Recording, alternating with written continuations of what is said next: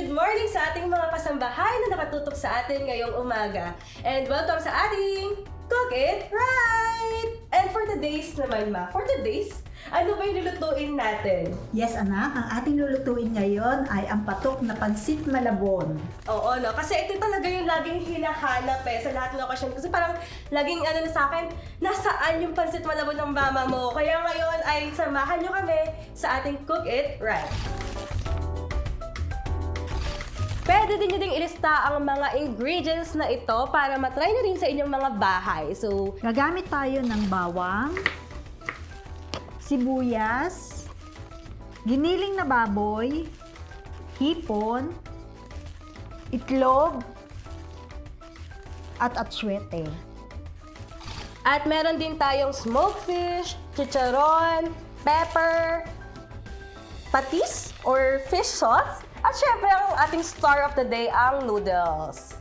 Okay, so ngayong handa na ang ating mga ingredients and everything is ready, huwag natin kalimutan syempre maghugas ng kamay. At ano pa yung hintay natin? Simulan na natin. Ano ba yung una natin gagawin dapat? Kinakailangan nating ibabad ang noodles sa ordinaryong tubig para pagka inilaga mamaya ay mas madali. So, ang ating namang sunod na step mga kasambahay ay magpapaboil tayo ng tubig para sa ating paglalaga ng hipon. Pero, ayan, nagpapaboil na kami. Habang inaantay ito, ay gumawa na tayo ng ating sauce para sa ating palabok. So, paano ba gumawa ng sauce? Uunahin natin ng mantika at suwete. Kapag mainit na ang mantika, ilalagay na natin ang garlic. So, just to recap, mantika, atsuete, tapos garlic. Tapos, haluin ulit. Onion. And ang ground pork.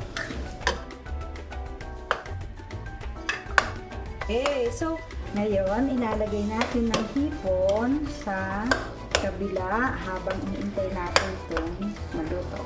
Yung paglalagaan ng hipon, dito din natin ilalaga ang noodles. Para makuha natin yung lasa ng hipon. okay. Parang siguro pwede na yan. So, sa mother-daughter tandem na to, ang aking ambag ay ang chumika at kunin ang hipon.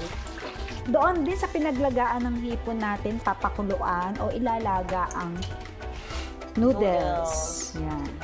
Yung iba, inilulublog lang sa kumukulong tubig. Pero mas maganda yung nilalaga kasi mas matagal ang duration niya bago mapanis.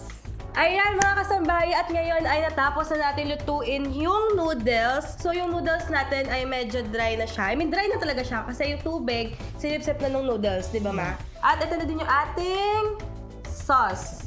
Okay, so bago tayo mag-plating, ako ay may konting katanungan kasi mga kasama ko dito tinatanong na din kami Ano ba yung pinagkaiba ng pansit malabon, pansit luglog, at pansit palabok? Kasi lahat sila ganitong kulay So ano ba pinagkaiba doon? Ang pansit malabon at luglog, ang pinagkaiba lang nila, ang pansit luglog, niluto sa kumukulong tubig, niluluglog siya. Ngayon, yung pansit malabon na tinatawag, pinapakuluan siya sa kumukulong tubig. Yung palabok, nagkakaiba lang sila sa sauce. Yung sauce ng pansit malabon or pansit luglog, wala siyang pampalapot. Unlike sa pansit palabok, merong nilalagay na pampalapot like cornstarch para lumapot yung sauce. Okay ma, ano yung ating gagawin ngayon? Una natin ilalagay ang palabok. Susunod ay ang fish sauce or patis. Ngayon, sa mga ilalagay nating ingredients, kailangan huwag masyadong kadalagay ng ingredients hahaluin kasi magkakaputol-putol naman yung noodles. Paminta, chicharon, at tinapa. Saka natin hahaluin ng isang halo para maiwasan ang pagkaputol ng madurog yung noodles.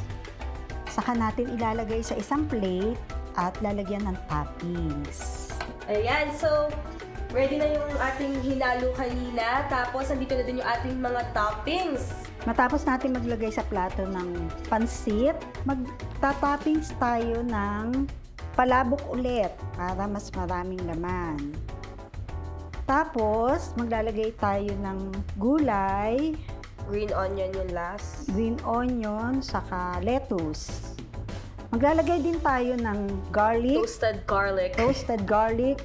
This is optional kung sa may gusto lamang. Ilalagay na natin ng nilagang hipon at itlog.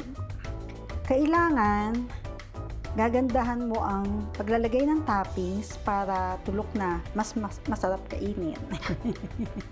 Ganun ba yun? Tingnan pa lang masarap na. And then maglalagay tayo ng lemon. And this is our Pansit Malabon! Ayan, at ready na ang ating Pansit Malabon. Ay, punta na tayo sa ating taste test. Siyempre, ang ating favorite part.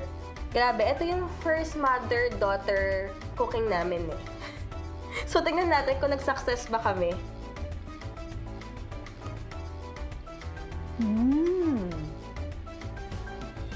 Tastes good. Grabe. Kahit actually, no, hindi siya maalat, hindi din siya walang lasa. Tapos, lasang-lasa din yung chicharon. Saka tinapa. Tingnan natin kung well-cooked naman yung ating dish. For my rate is 10-10. 10 out of 10. Hindi dahil kasama ako nagluto walang bias dito. O diba, napakasimple ng pansit malabon? Kaya itry nyo na, lalo na yung mga nagsasawa na sa usual pasta. And it's good to try something new, lalo na kumpara naman sa pagkain na pwede nating i-share din sa ating mga friends and loved ones. Hanggang dyan muna ang ating cooking session for this morning mga kasambahay at lagi nating tandaan, let's cook with love and let's cook it right. Once again from New York City,